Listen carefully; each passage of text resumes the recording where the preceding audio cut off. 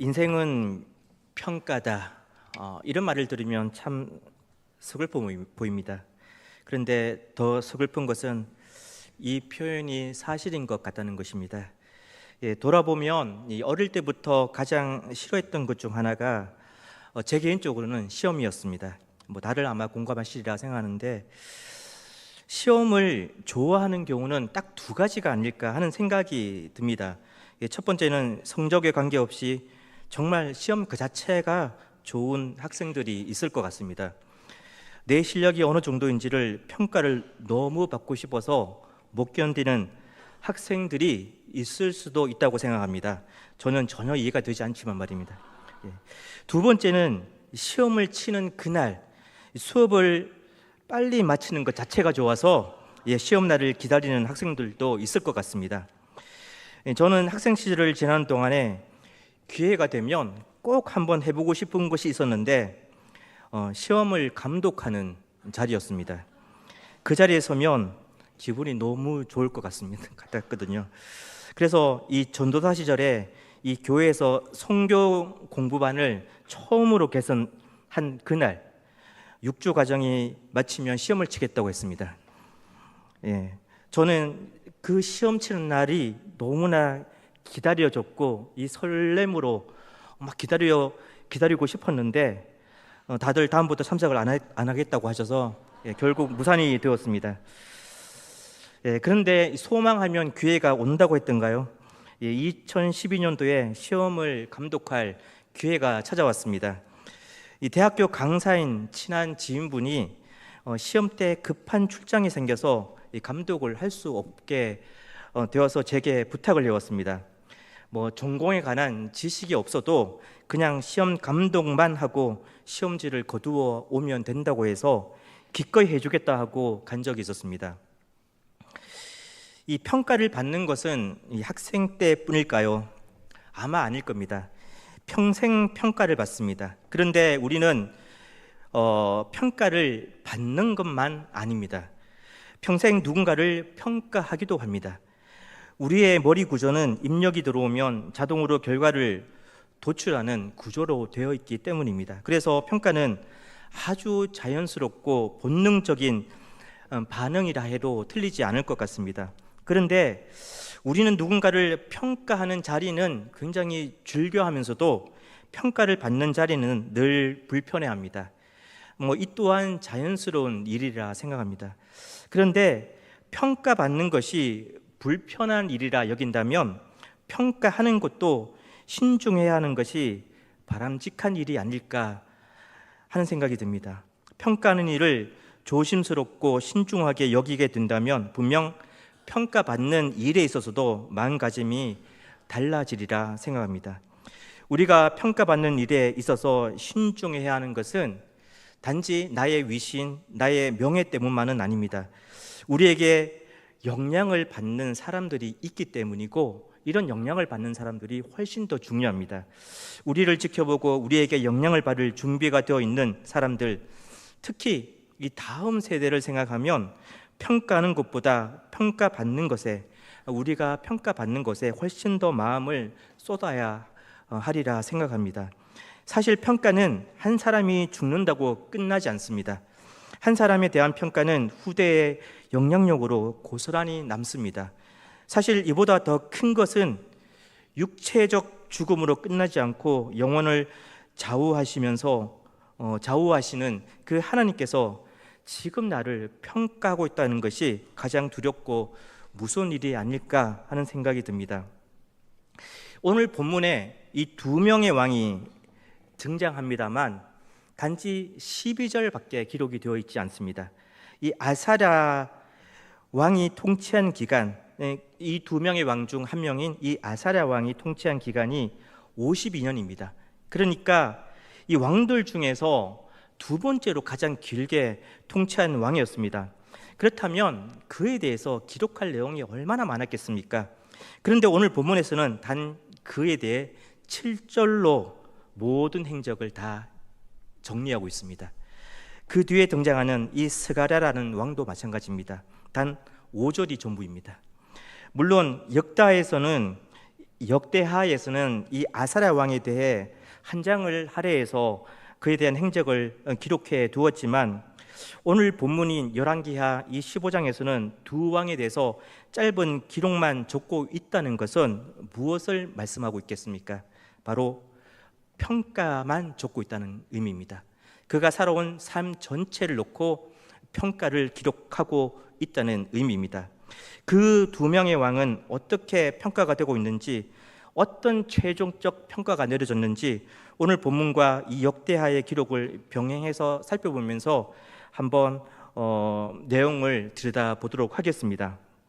먼저 이 아사랴라는 왕에 관한 이야기입니다.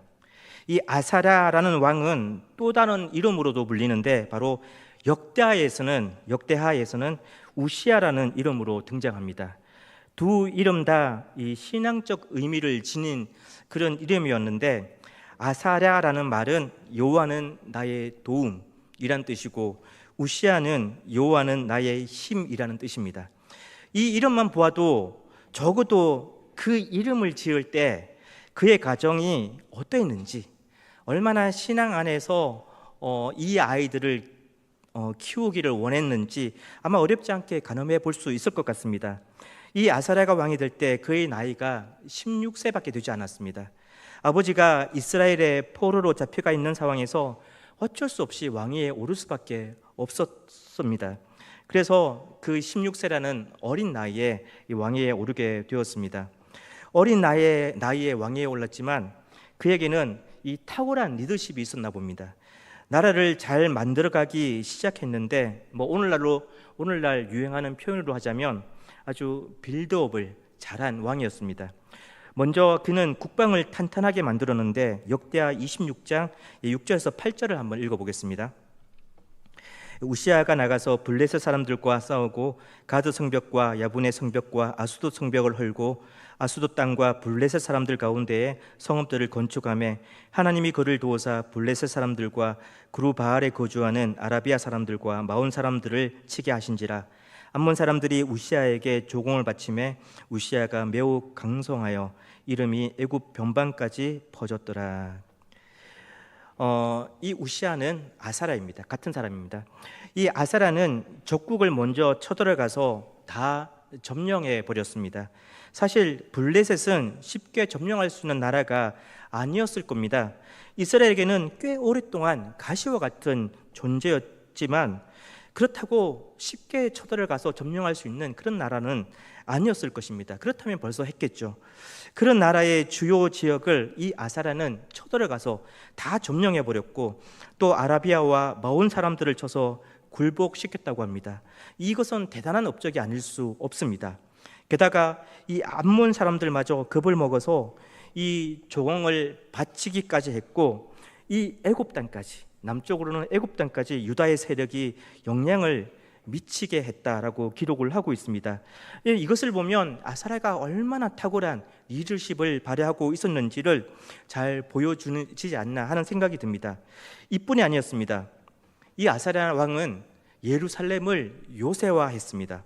역대하 26장 9절을 제가 세무적 성경으로 한번 읽어보면 이런 내용이 있습니다. 거기에 성 모퉁이 문과 골짜기 문과 성 굽이 이 세 곳에 망대를 세우고 그것을 요새로 만들었다. 이렇게 기록이 되어 있는데 이 아사랴는 아버지 때 이 허물어졌던 그 성벽을 보수하고 또 재건하고 또 성벽의 주요한 위치에 망대를 세워서 이 수도 방위를 아주 튼튼하게 했다는 것입니다. 또 그는 군대도 조직적으로 개편하여 운영할 수 있게 했습니다. 당시 명령만 떨어져도 당장 움직일 수 있는 군인들이 30만 7,500명이었고 그들을 지휘할 족장은 2,600명이나 되었다고 합니다. 이 군사 조직이 아주 잘 정비되어 있다는 방증이었습니다.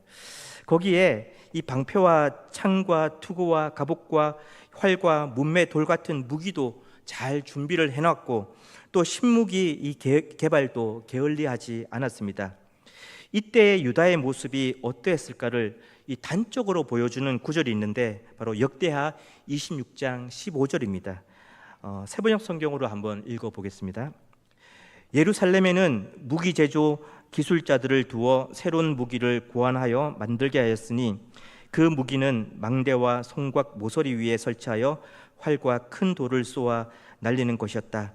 그의 명성이 사방으로 퍼졌고 하나님께서 그를 도우셨으므로 그는 매우 강한 왕이 되었다. 조직적으로 국방을 개편한 이 아사랴와 게다가 이 하나님께서 도우시는 그 왕의 명성은 이 사방으로 퍼져갔습니다. 두려워 누가 감히 싸움을 걸어올 수 있었겠습니까? 이 아사랴는 국방뿐 아니라 이 경제적인 면에서도 탁월함을 보였습니다. 그는 물웅덩이를 많이 파서 농사에 필요한 물 자원을 충분하게 확보했고 이를 기반으로 목축과 농사를 장려했습니다. 그뿐 아니라 역대하 26장 2절에 보면 이 아사랴는 엘롯이라는 지역을 재건하여 유다에 귀속시켰다라고 되어 있는데 이 엘롯은 이 홍해의 최북단에 위치한 해안 도시였습니다. 에돔 사람들이 장악했던 곳이었는데 그곳을 다시 되찾아서 재건을 했는데 왜냐하면 이곳은 해상무역에 굉장히 중요한 허브 역할을 할 수 있는 위치였기 때문입니다. 이 아사랴 왕은 나라의 근간을 이룰 산업뿐 아니라 큰 돈을 벌어다 줄 이 국제무역까지 꿰뚫어 본 아주 탁월한 지도자였습니다. 그에 대한 평가를 열왕기 기자는 이렇게 기록했습니다. 본문 3절입니다. 아사랴가 그의 아버지 아마샤의 모든 행위대로 여호와 보시기에 정직히 행하였으나 역대하 기자도 이렇게 기록을 했는데 역대하 26장 4절도 한번 보겠습니다.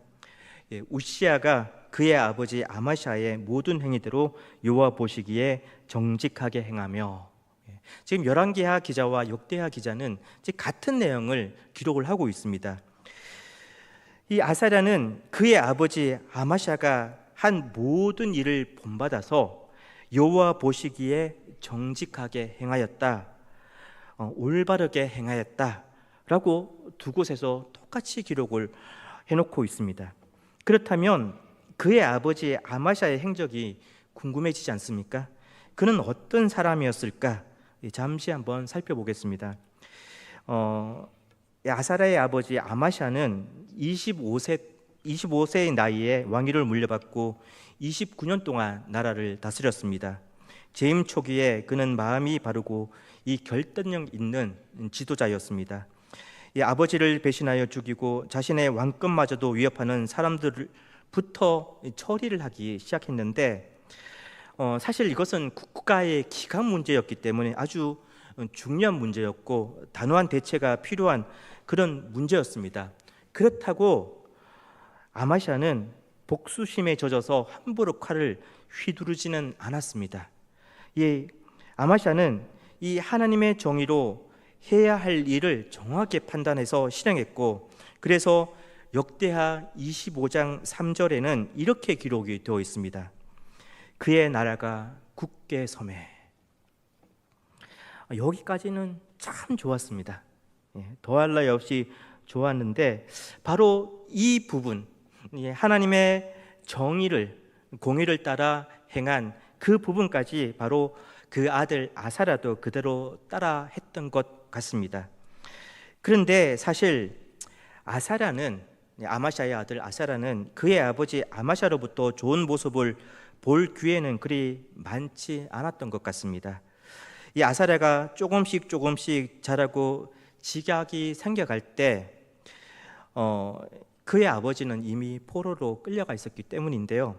그래서 이 아들 아사랴가 이 아버지를 봐온 모습은 더 많이 봐온 모습은 이 하나님을 고역하고 교만하게 행동하는 아버지의 모습. 그래서 말도 안 되는 고집과 말도 안 되는 그 하나님을 거역하는 행동을 통해서 결국 포로로 끌려간 그 장면까지의 모습을 더 많이 봐오지 않았을까 하는 생각이 듭니다.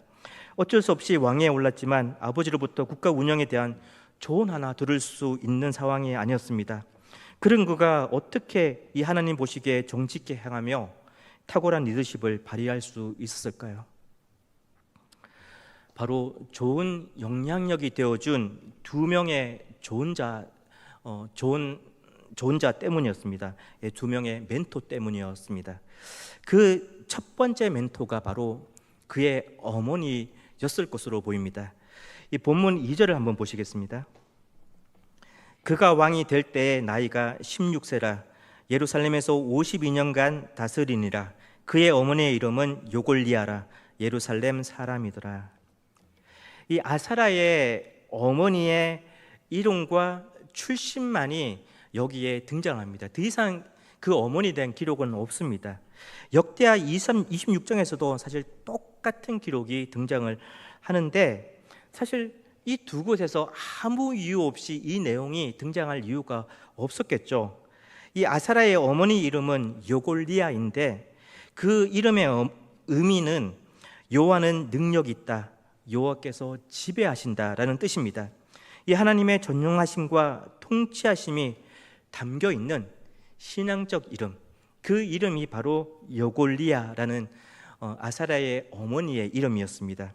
그리고 아사라의 어머니는 예루살렘 출신이라고 분명하게 기록이 되어 있는데, 좋은 신앙의 가문이라는 것을 알려주고자 하는 것이 아닐까 하는 생각이 듭니다. 이 두 가지 사실로 추측해 보건대 이 아사라의 어머니 요골리아는 아들 아사랴에게 좋은 신앙의 모범이자 영적 멘토가 되었던 것 같습니다. 사실 자녀에게 부모만큼 좋은 멘토가 될 수 있는 사람도 없을 겁니다. 가장 가까이에서 대화하고 가장 가까이에서 좋은 본보기를 보여줄 수 있는 사람도 바로 부모입니다. 하나님은 그러려고 당신의 자녀를 자식으로 맡기신 것입니다. 하나님을 대신하는 부모로서의 역할을 잘 감당하라고 가정에 자녀를 보내신 것입니다. 부부인 우리가 낳았다고 우리의 것이라고 생각한다면 거기부터가 오류입니다. 부모는 청지기일 뿐입니다. 하나님의 자녀를 하나님을 대신하는 청지기로 평생 맡아서 최선을 다해 양육하고 최선을 다해 삶의 모범을 보이는 것, 그것이 부모의 1차적 사명이자 책임입니다. 이 아사랴에게는 어머니가 그런 역할을 해주는 좋은 멘토였을 것으로 보입니다. 그리고 역대하 26장에는 이 아사랴에게 좋은 자가 된 또 한 명이 등장하고 있는데, 바로 선지자 스가랴라는 사람입니다. 역대하 26장 5절에 이렇게 기록이 되어 있습니다. 하나님의 묵시를 밝히게 하는 스가랴가 사는 날에 하나님을 찾았고 그가 여호와를 찾을 동안에는 하나님이 형통하게 하셨더라. 이 개역 개정 성경에서는 하나님의 묵시를 밝히게 하는 스가랴라고 기록이 되어 있는데, 이 NIV 영어 성경을 풀이해서 보면 이 스가랴는 하나님을 두려워하며 왕을 가르쳤다, 이렇게 해석이 되어 있습니다. 그러니까 선지자 스가랴는 이 아사랴 왕에게 좋은 멘토였는데, 그것이 단지 자신이 무언가 아사랴 왕에게 바라는 것이 있어서 그렇게 했거나 아니면 관계성 때문에 그렇게 한 것이 아니라 하나님을 두려워하는 마음으로 그렇게 했다는 것입니다. 다르게 표현하면 하나님의 말씀으로 왕을 권고하고 바로 세우는 것을 하나님의 사명으로 여겼다는 말입니다. 왕이 바로 서야 국가가 바로 서고, 왕이 바로 서야 국민도 바로 설 수 있게 되는 것이니까요. 스가랴가 살아있는 동안에는 이 왕은, 아사랴 왕은 하나님을 찾았다고 기록이 되어 있는 곳으로 보아 이 선지자 스가랴는 왕을 바로 세우기 위해 최선을 다했던 것 같습니다. 이렇게 두 사람을 통해 이 신앙적 케어를 받은 그 시간은 이 아사랴 왕이 스스로 독립해서 늘 겸손히 하나님의 뜻을 묻고 그 하나님의 말씀대로 행하고 살 만큼의 충분한 시간이 되었을 것으로 보입니다. 사실 하나님의 도우심이 없었다면 이 아사랴 왕은 그에게 탁월함이 있다고 한들 사실 그는 아무것도 아니었습니다. 아사랴 왕에 대한 왕에 대해 기록해 놓은 역대하 26장을 읽다 보면 죄송합니다. 계속해서 등장하는 말이 있습니다. 이 하나님이 형통하게 하셨더라. 하나님이 그를 도우사. 하나님이 하나님의 기이한 도우심을 얻어 강성하여 짐이었더라. 이런 문구가 계속해서 등장을 합니다. 무슨 말이겠습니까? 유다가 강해진 것은, 아사랴가 탁월해진 것은, 아사랴가 형통해진 것은 다 하나님이 하신 일이었다는 표현입니다. 강성, 형통, 이런 단어는 하나님을 빼고는 성립될 수 없는 말입니다. 이 어머니 요골리아도 선지자 스가랴도 이것을 가르치고 또 가르치고 계속해서 가르쳤을 것입니다. 이제 그 몫은 마음에 새겨질 만큼 배우고 또 배운 아사랴 자신이었습니다. 그런데 영적 멘토가 떠나자 그는 몰락의 길에 들어서고 말았습니다. 복싱을 얘기하자면 빼놓고 얘기할 수 없는 선수가 있는데 아마 여러분들은 다 잘 아시리라 생각합니다. 이 마이크 타이슨입니다. 어릴 때 그의 인생 스토리와 경기에 매료가 되어서 그의 시합이 있는 날만 손꼽아 기다린 적이 있었습니다. 그의 일대기를 다룬 기사들을 보면 이 타이슨은 10대의 비행 소년의 길로 빠져들게 되면서 이 갱단에 가입까지 하게 되었다고 합니다. 12살 때까지 체포한 횟수만 38번이었다고 하니까 10대에 얼마나 엇나간 삶을 살았는지 가늠해 볼 수 있을 것 같습니다. 그런 그에게 인생의 터닝 포인트가 찾아왔는데 바로 커스 다마토라는 사람과의 만남이었습니다. 이 소년원에서 처음 만나 복싱을 가르치고 출소 후에는 자신의 집으로 데려가 이 복싱뿐 아니라 글과 예절 등을 가르치면서 이 타이슨을 단지 머리 빈 복서가 아니라 훌륭한 인간으로 성장시키려고 온갖 노력을 기울였던 그 사람이 바로 그의 매니저가 되었던 커스 다마토라는 사람이었습니다. 이 커스 다마토는 타이슨이 16세가 되던 때 이 어머니를 잃자 그를 양자로 받아들이면서 이끌어 주었고 당시 타이슨을 유일하게 컨트롤할 수 있는 사람이기도 했습니다. 타이슨은 그를 친아버지처럼 따랐다고 합니다. 이 타이슨에게 있어서 이 커스 다마토는 단순히 트레이너나 매니저 정도로 설명할 수 있는 사람이 아니었습니다. 그는 인생의 방향을 설정해주는 영혼의 멘토도 같은 존재였습니다. 이 커스 다마토의 조언과 도움 아래 이 성공의 가두를 달리고 있던 어느 날, 이 커스 다마토는 폐렴으로 세상을 떠나게 되었고 그때부터 타이슨은 이 타락의 손을 잡기 시작하여 젊은 나이에 이 몰락의 늪에 깊이 빠져들고 말았습니다. 바로 이 아사랴 왕이 그러해 보입니다. 결국 그는 따라가서는 안 될 이 아버지 아마샤의 몰락의 길을 똑같이 따라가 버리고 말았습니다. 그의 아버지가 글려들었던 교만, 그 교만에 아사랴도 그래도 글려들어 무너지고 말았습니다. 역대하 26장 16절을 한번 보시겠습니다. 그가 강성하여짐에 그의 마음이 교만하여 악을 행하여 그의 하나님 여호와께 범죄하되 곧 여호와의 성전에 들어가서 향단에 분향하려 한지라.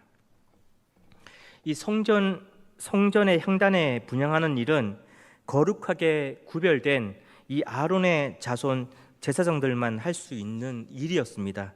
그런데 자격 없는 아사랴는 율법을 무시한 채 이 일을 하려고 했던 것이었습니다. 왜 아사랴는 이런 일까지 하려고 했던 것일까? 이미 그에게는 상당한 권력이 있었고 거기에는 탁월한 리더십, 거기에는 많은 권력뿐 아니라 경제적인 부분까지도 가질 수 있는 것들은 다 가질 수 있는 그런 충분한 능력이 있었는데 왜 이런 일까지 하려고 했던 것일까요? 정확히 알 수는 없지만 분명한 건 교만 때문이었습니다. 권력을 휘어잡고 세상 무서울 게 없었던 이 아사랴의 교만, 그 교만이 하나님께서 정해주신 질서와 범위까지 다 무너뜨려 버렸습니다. 교만이라는 독소는 은혜를 은혜로 보지 못하도록 가로막 박아서 버렸습니다. 막아서는 이 하나님의 제사장들의 소리조차 안중에 없었습니다. 천하에 내가 하지 못할 일이 도대체 무엇인가 하는 마음으로 이 하나님의 권위에 도전하고 말았던 것입니다.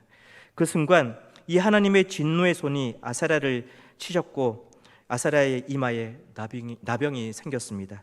졸지에 나병 환자가 된 그는 죽는 날까지 별궁에 홀로 기거하다가 쓸쓸한 죽음을 맞이하고 말았습니다.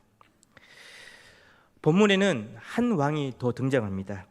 이번에는 남유다가 아닌 북이스라엘의 14대 왕인 스가랴입니다. 그는 매우 강성했던 북이스라엘 왕국의 왕 여로보암 2세의 아들이었습니다. 그에 대한 평가는 단 한 줄로 정리가 되었습니다. 본문 9절입니다. 그의 조상들의 행위대로 여호와 보시기에 악을 행하여 이스라엘로 범죄하게 한 느밧의 아들 여로보암의 죄에서 떠나지 아니한지라. 이 스가랴 왕 역시 앞선 왕들과 다를 것이 하나도 없었습니다. 선조들과 똑같이 북이스라엘의 첫 번째 왕인 여로보암의 죄를 그대로 답습했습니다. 그것이 그에 대한 최종 평가였습니다. 그는 그의 결말은 어떠했을까요? 그는 고작 6개월밖에 왕위에 있지 못하고 이 반역자 살룸이라는 사람에 의해서 죽임을 당하고 말았습니다. 그런데 더 비참한 것은 반역을 한 사람에 의해 이 모든 백성이 보는 앞에서 공개 처형되었다는 사실입니다. 이 암살이 국가적 비극이 되어야 하는데 오히려 이 백성들의 공개적 심판이 되었다는 것으로 이 스가랴 왕이 얼마나 악한 왕이었는지, 얼마나 크게 민심을 잃어버렸는지 잘 유추해 볼 수 있을 것 같습니다. 이 스가랴 왕의 죽음으로 예후 왕조는 완전히 몰락을 해버렸는데, 사실 이것은 우연히 일어난 일이 아니라 하나님의 말씀의 성취였습니다. 12절을 한번 보실까요? 여호와께서 예후에게 말씀하여 이르시기를 내 자손이 4대 동안 이스라엘 왕위에 있으리라 하신 그 말씀대로 과연 그렇게 되니라. 열왕기하 9장에 보면 이 하나님은 북이스라엘의 가장 이 사악한 왕인 아합 가문에 대한 심판의 도구로 이 예후라는 사람을 사용하시기로 작정하셨고, 예후는 하나님의 그러한 뜻대로 아합의 아들 요람을 살해하고 또 아합이 속한 이 오므리 왕조를 심판하였습니다. 그리고 예후 왕조를 세운 이후에도 바알과 바알 선지자들을 철저히 제거하는 등 이 하나님 보시기에 아주 선한 일을 행하였습니다.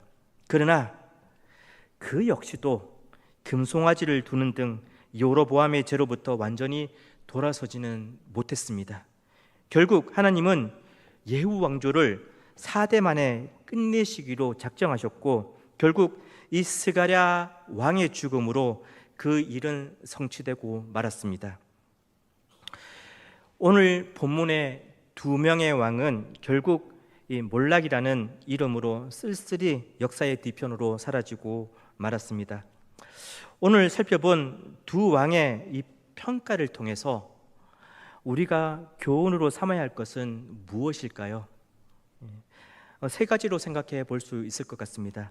첫 번째는 본문 3절부터 4절을 한번 유심히 생각해 보아야 할 것 같습니다. 한번 보시겠습니다.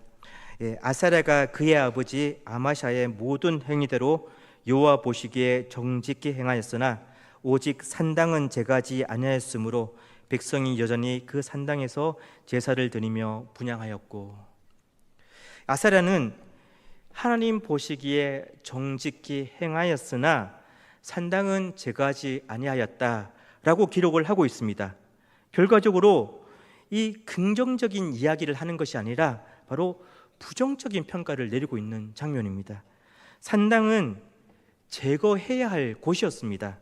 앞선 왕들에서도 심지어 아버지인 아마샷 왕 때에도 똑같이 산당을 제거하지 않았다는 그 말씀이 계속해서 등장하는 것으로 보아 이 산당은 언제든 죄의 불씨가 될 만한 곳이었습니다. 이 하나님 앞에서 정직히 행하였어도 온전히 하지 못한 것이 아사라나 그의 아버지 아마샤의 큰 과오였다는 것입니다. 결국 열어놓은 그 틈을 하나님께서 하신 것을 내가 한 것이라고 착각하게 만드는 그 교만이라는 죄가 해집고 들어와서 모든 것을 다 망쳐 놓았습니다. 우리가 경계하는 것이 바로 이런 적당히의 신앙생활입니다. 적당히 하나님을 예배하고 적당히 하나님께 순종하고 적당히 죄를 묵과하고 사는 것, 적당히 욕심도 열어놓고 적당히 탐욕과도 타협하고 적당히 자기 중심성과도 거리를 두며 사는 것, 어쩌면 이런 삶이 편할지는 몰라도 그 편한 삶이 결국 아사라처럼 그의 아버지 아마샤처럼 삶을 망치게 만든다는 사실입니다. 하나님이 우리에게 바라시는 것은 적당히가 아닙니다. 적당히가 아니라 온전히입니다.